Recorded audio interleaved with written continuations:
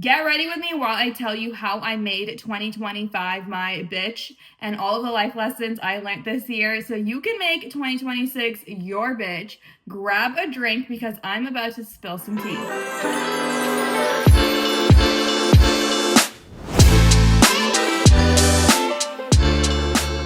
Lesson number one is that the perfect time does not exist. You are not going to wake up January 1st as a different person.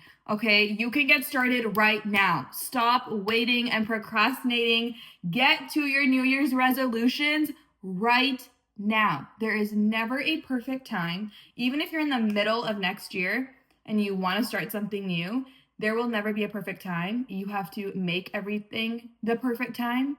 So as things come, take them as they come. You're never going to wake up one day and feel ready to take something on. Lesson number two is that falling for someone's potential is quite literally one of the worst things you can do to yourself. See people as they are, whether it's relationships or friendships.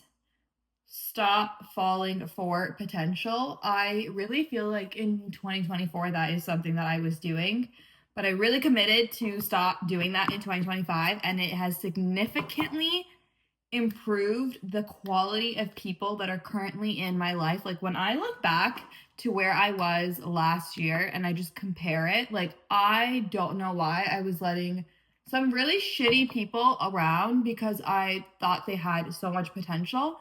I honestly think I believed in them more than they actually believe in themselves.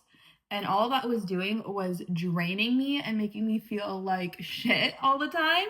So the second I stopped associating myself with those types of people and really took people for what they are and what they're showing me and putting more importance on their actions rather than their words, I'm not joking, this completely changed everything for me this year. Probably one of my biggest life lessons will be this. My next lesson is more so around money and just like the relationship you have with money. I think the age that I'm in, I'm currently 24, so like I guess kind of I can say I'm still in my early 20s. Save as much money as you can, but also understand that it is okay to splurge on what you want to splurge on. I think some people really enjoy just splurging on travel, and that's great. Some people care more about buying themselves like luxury items, and that's great. And it is possible to do both. You don't have to force yourself to always save. I think you need to learn how to have a good relationship with money because things like that really will dictate how you perceive things. Having a healthy relationship with money will change so much for you. The way you talk about money, the way you perceive money, all of those things. I really think I started noticing this in more so like towards the end of this year. It's definitely been a huge life lesson. How I talk about money and how I choose to attract money, all of those things are so powerful. If you keep walking around and moving with this mindset that you don't have money, then you will be stuck in that mindset. And I also think having a good relationship with money comes down to being financially responsible. Like, yes, you should be making money. Yes, you should be spending your money on yourself. But also, this is like the best time to invest because for a lot of us, we are still fairly young. Like, I know my audience, the majority of my audience is in high school or university or in their early 20s. So make the most of your current situation and invest. And you can still travel and you can still splurge on nice things and invest. You do not have to be on one side of the spectrum or on the other side of the spectrum. I think a lot of people actually struggle with this. So I guess invest in learning about money. Like I really think that has played such a huge role in where I am for my age and how I have made the most money I have been able to ever make this year because I really started to maintain a healthy relationship with money. This is honestly one of the best foundations ever. Like ever, ever, ever, ever. I love the coverage and it always feels so lightweight. it's honestly the best. I'm going out for a girls' night, so I'm trying to go for more of like a full coverage glam. Lesson number 4 is that not every friend deserves a front row seat in your life, and not every friend is going to be every single thing to you. And that is totally okay. And you need to learn to accept that and really just meet people where they're at and understand that everyone has a different level of capacity. So you kind of have to learn how to position your friends accordingly. Some people are really fun to go out with, but they cannot have a high level IQ conversation with you, and that is okay.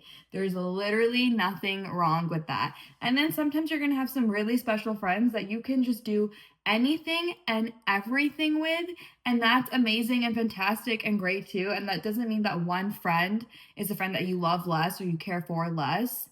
I really felt like I was in a place where all of my friends got all of the same updates and all of my friends would hear the same things from me. I would always just keep all of my friends at the same level, is pretty much like what I'm trying to say. But this year, I really started to evaluate how much I give and how much I get from others because I felt so drained in 2024. And the more I started to do that, the more I started to realize that not every friend is going to be everything.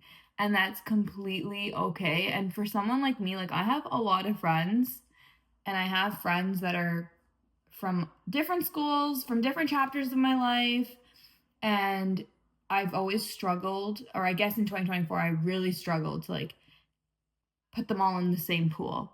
And I would value every single friend's like input, but now I think I've changed completely because one of my 2025 life lessons was definitely to learn to accept this and to be okay with it.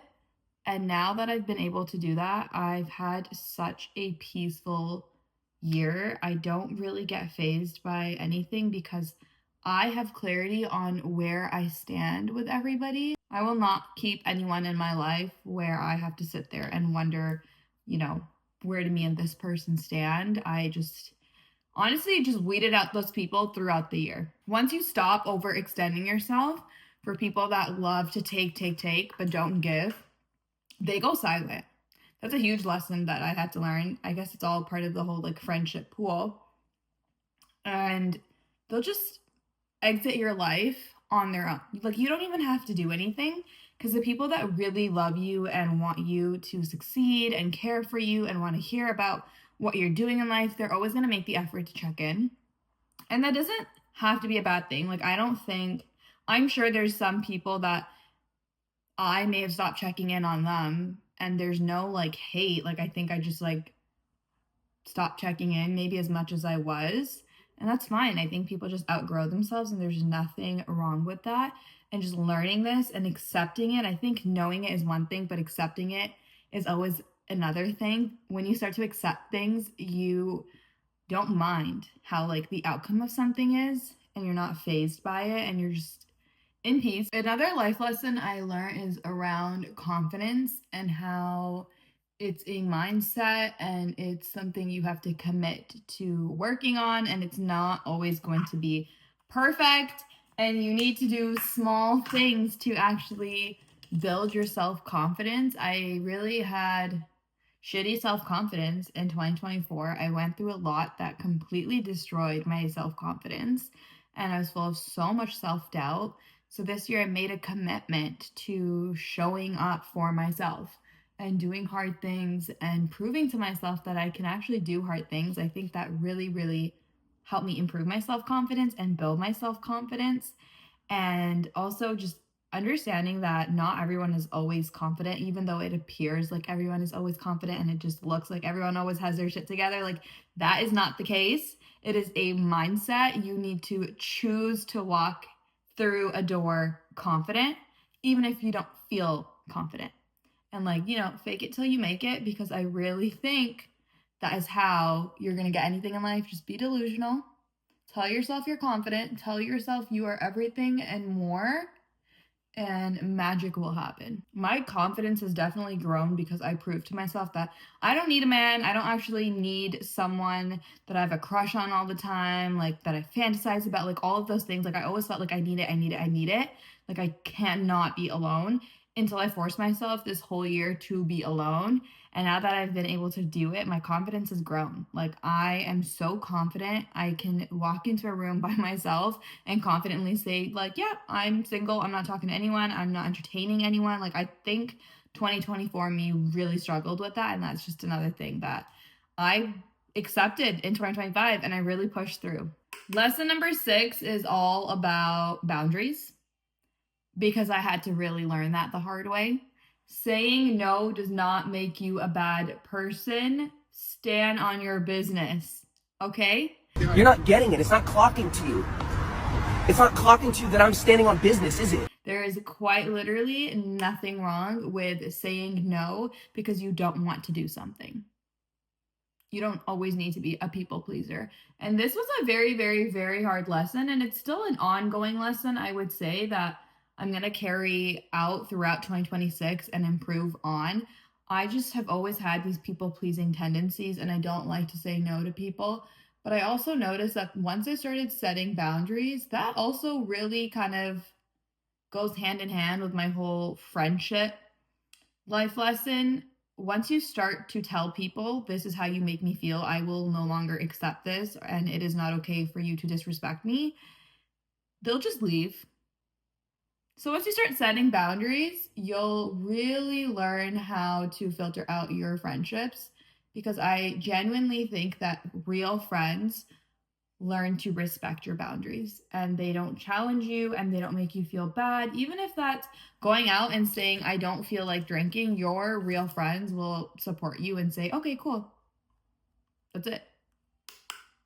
It never has to be anything bigger than that. So I think for sure, like, stand on your business, learn how to set boundaries. You dictate how people make you feel. So set those boundaries, girl. Set those boundaries. 2025 has been so peaceful for me because I set boundaries. And I started really dictating what I will tolerate and what I won't tolerate. And I love it for myself because life is just so good. My eyes look really freaking dark. Oh my god. Okay, I need to like lighten this up. It looks so scary. Lesson number 7 is that in order for you to grow, you need to heal. And that was something that honestly just felt very overwhelming and hard for me. The beginning of this year, I feel like I just kept falling back into the same patterns and behavior. And I kept asking for growth, but I wasn't ready to sit down and fully heal. And healing requires acceptance and work and setting those boundaries and doing all of those things. Once I actually started doing all those things, that is when I really realized that this growth only came once I started to put the work in towards my healing. So if you're someone that wants to stop going back to their ex or date better guys and all that sort of stuff and just like grow, you really need to sit down with yourself and focus on healing. Once you start to heal from it, you will grow and you're just not going to accept what your past self was accepting. Lesson number 8 is more around work and career. This is the most I have ever posted ever. This is the hardest I've ever worked ever this year. And I realized that consistency is quite literally everything if you want to succeed in any career. It doesn't matter what it is that you want to do. You need to learn to show up for yourself. You need to give 120% into everything that you do.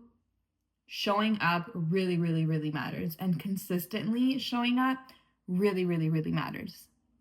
I've used this like at work, at my corporate job. I've used this same lesson that I learned online, and I have really seen the difference that it's made and all of the opportunities it's brought up because I just keep showing up. And I feel like so many people just don't want to show up, whether they're embarrassed, whether they are lazy, like whatever your excuse is. You need to understand it, and then you need to block out all that outside noise and show up, because everything amazing is on the other side. You just refuse to show up consistently. Lesson number 9 is accountability and how you need to take accountability for the choices that you've made. Even if you didn't do anything wrong, I think you still have to learn to reflect on the role that you played. And maybe that's how you got into that situation. Maybe that is just how you could have done better to avoid a situation like that, like whatever it is. I think I was able to really push myself this year because I learned to be accountable and to sit in the environment that broke me. And I was only able to do that because I took accountability in my part and realized, maybe I could have done this better. Maybe I could have done that better. Maybe for my next opportunity, my next relationship, I can do XYZ to prevent myself from ever being in that situation. And instead of hating on everyone else and how everyone else may or may not have done me dirty and psychoanalyzing all of that, why don't I just psychoanalyze myself? Like, why was I tolerating disrespect? Let me be accountable for what I thought, what I let slide in the past. And that accountability does go hand in hand with giving yourself grace because, yes, I recognize the part that I've played, but you also have to recognize that you're human and it's okay and you're allowed to make those mistakes. Lesson number 10 is all about the relationship I had with myself and how being my own best friend completely changed my life. Like, I cannot tell you guys how much I love myself and how much I've had to pour into myself to get myself to the point where I can confidently say, like, hell yeah, I love myself. I am such an amazing person and I'm so loving and giving and caring and thoughtful. I don't think those words could ever come out of my mouth a year ago. So one of my favorite, I guess, life lessons is definitely just self-love, romanticizing everything, whether I'm studying, whether I'm working, whatever I am doing, grocery shopping, drinking a cup of coffee, I have romanticized it throughout this whole year. And it just makes me feel so good. I also just realized I cannot talk and do my lips at the same time. Oh, I guess I'm not that talented. I've also never done a get ready with me on YouTube, so this will be so interesting. I need you guys to let me know if you guys like this form of video, if you just prefer me like sitting there talking to the camera. Because I don't know if I've actually been able to get ready and talk, or if I've been like stopping to talk. This is also my favorite lip combo. In case you guys have been wondering why I've been looking down, it's because I have a smaller mirror right here. I can't do my makeup looking into the camera because it's not facing me, like I see the camera lens. And so I have a separate mirror on the side, and that's where I've been getting ready. So I kind of feel like this looks like a FaceTime call. Hopefully it feels like a FaceTime call. I'm also not super close to my mirror, so I don't even know if my makeup looks good. Like, if I look like a clown, am I gonna be posting this? I don't know. I really don't get embarrassed easily. Okay, I'm supposed to be sharing my life lessons. Why am I going on like a whole other tangent and sharing random ass information? I don't know. Lesson number 11 is all about gratitude and how what I think about and what I choose to be grateful for is what is going to grow. And I have seen this come to life again and again and again.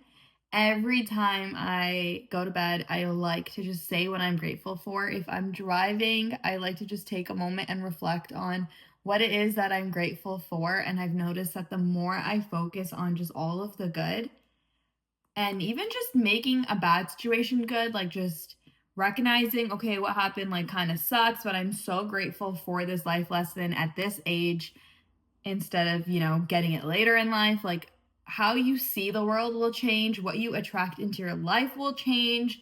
I cannot even express how much being grateful, showing gratitude alone or even to other people has changed my entire year and how I will move into 2026. I just don't think we appreciate people enough.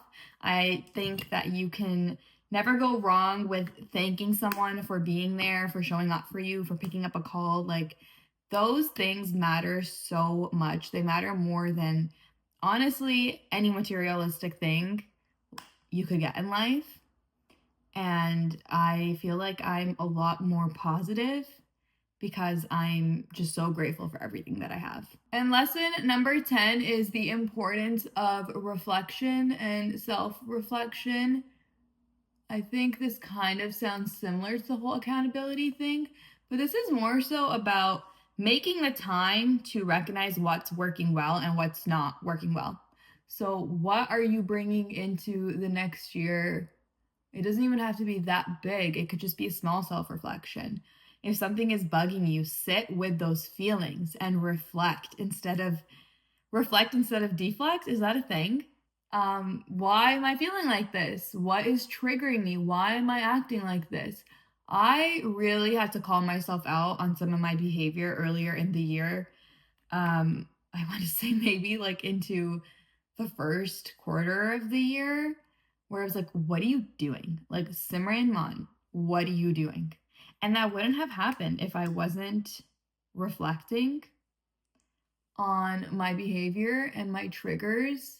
And once I started sitting with those feelings, I started to not only learn more about myself, but recognize when I am being toxic and where these toxic actions and behaviors and stuff stem from and what I can do about it. And once you start to recognize your own behavior, you will feel more connected with yourself, but also just want better for yourself. While self-reflecting on a lot of things this year, I just learned so much about why I act the way I act around certain people and why I might just be so desperate to be loved and all of these things. And a lot of it just like rooted from childhood. And once I recognized that it rooted from that place, I was actually able to connect with my inner self and put the work in rather than repeating the same stupid behavior again and again and again. So self-reflection is everything, especially if you are someone that wants to do good and be good. Learn to sit with yourself and recognize where you've gone wrong and appreciate all the things you've done right. They go hand in hand. This whole year has been so amazing for me. I am so grateful for every single lesson that I learned. I cannot wait to take all of this into 2026 because I just know for a fact that it's going to be even better. 2025 was just full of blessings and lessons, and I will forever be grateful for this year. I hope there's value in this video. Don't forget to like, comment, subscribe. I love to hear from you. I'd love to get more feedback on how I can make my content better and my videos better and just show up for you guys. Have an amazing rest of the month. Make 2026 your bitch. I know you will. I believe in you. Watch this video as many times as you need to. Make notes. Do your thing. I love you guys so much. Bye.